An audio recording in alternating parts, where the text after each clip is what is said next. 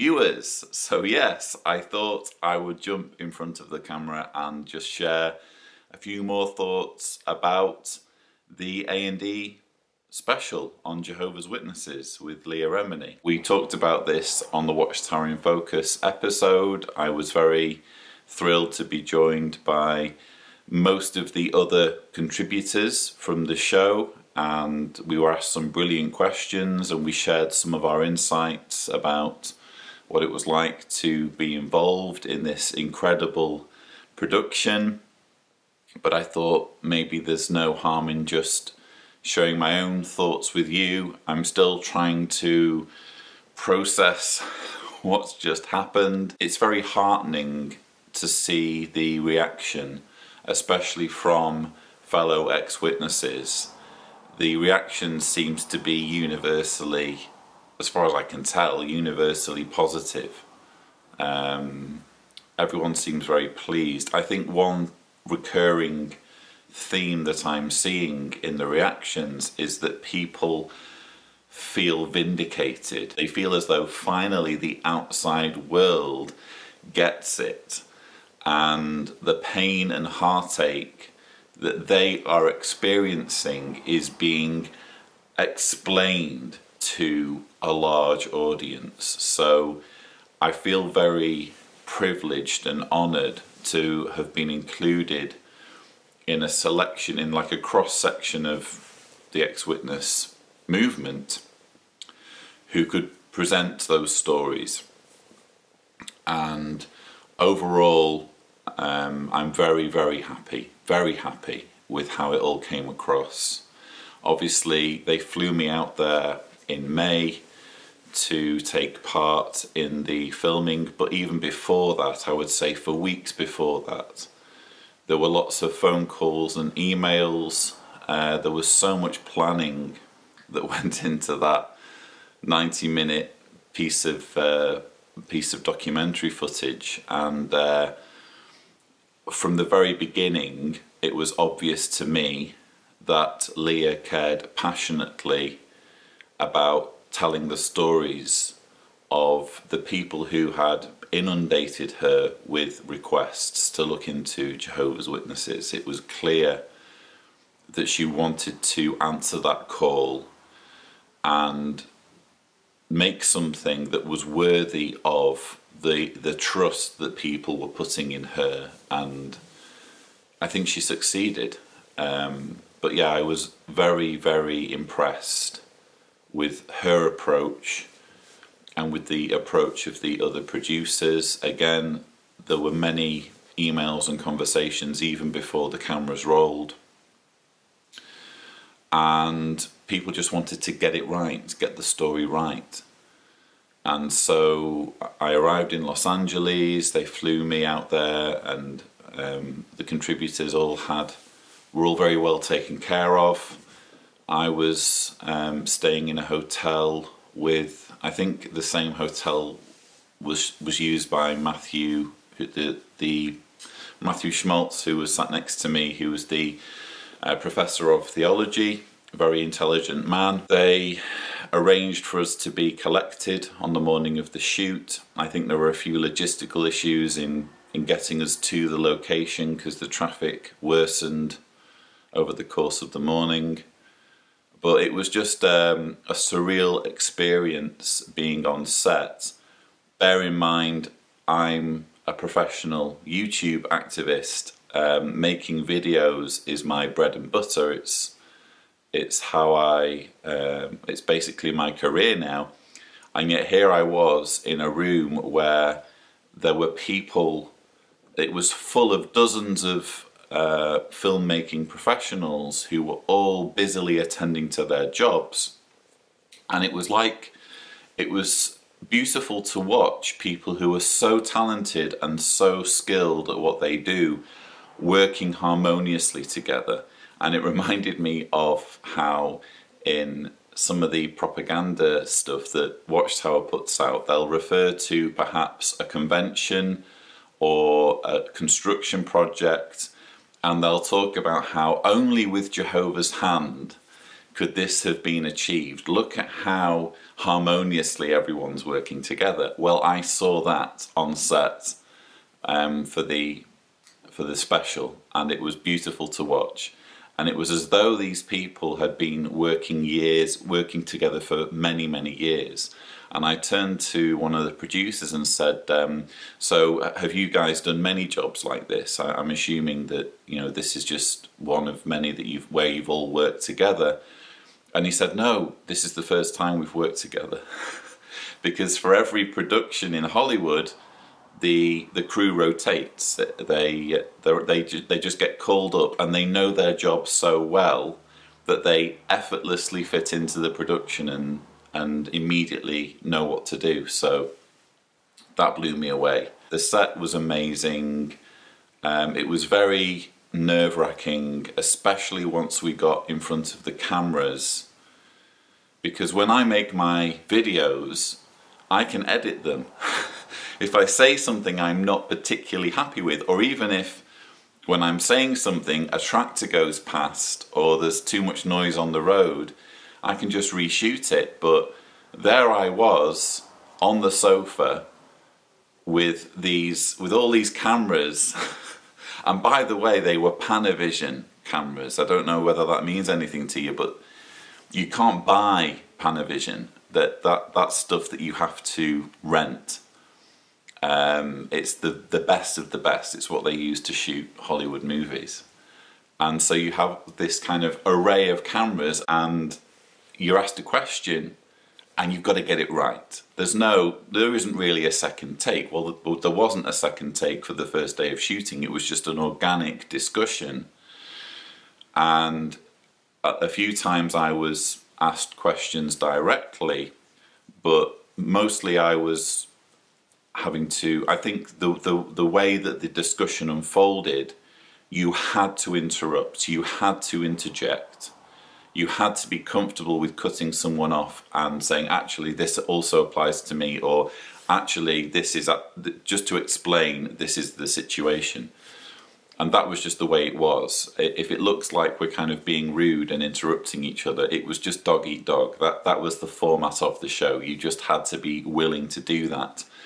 And particularly in my own case, my job was to be a fact checker, was to be a consultant for the show. So I wasn't necessarily there to tell my story. I was there to make sure that the information presented was factual, and that if they needed a brief summary of some element of the teachings or policies, they could turn to me and I could explain it. So that's why I was there. But even though my job wasn't to tell my story, I couldn't help at one point sharing an insight, a personal experience of what it's like to be shunned. In other words, the hedge story. And it was a very emotional thing, and I wasn't expecting that would make it into the final cut. I was genuinely surprised. I looked at Deanna when we watched the show air, and we were both like, oh, we weren't expecting it. And there's actually a degree of discomfort in seeing that story make it onto the final cut, because I'm talking about Dad, I'm talking about a story that he probably doesn't want to be made public, and I'm also showing pictures of him, which I've never done. I haven't done it in my book, I haven't done it on any of my YouTube videos, but now everyone can see on television what my dad looks like. So that was a huge thing for me, and yeah, there was discomfort, quite frankly, but it very soon dawned on me that, hang on, Cliff's showing his family, nearly all of the other contributors are showing their families in the photographs. Why shouldn't I show my family? Because the simple truth is, it's not just my story. It's the story of all of the ex-witnesses who are watching this, and these stories need to be told, because again, they're not just our stories. We have a duty to show the world what's happening. So why should I be an exception? So I'm actually pleased. The more I think about it, I'm pleased that they did that, even though, again, there was an element of discomfort involved. For me personally, this stuff needs to get out there. So it was, again, a stressful day on set, and one of the most exhausting things about it was listening to very emotional stories for such a long period of time. I think in total the filming must have been, because we obviously had a lunch break, I think it must have been about 6 hours of filming in total. I'm not completely sure on that.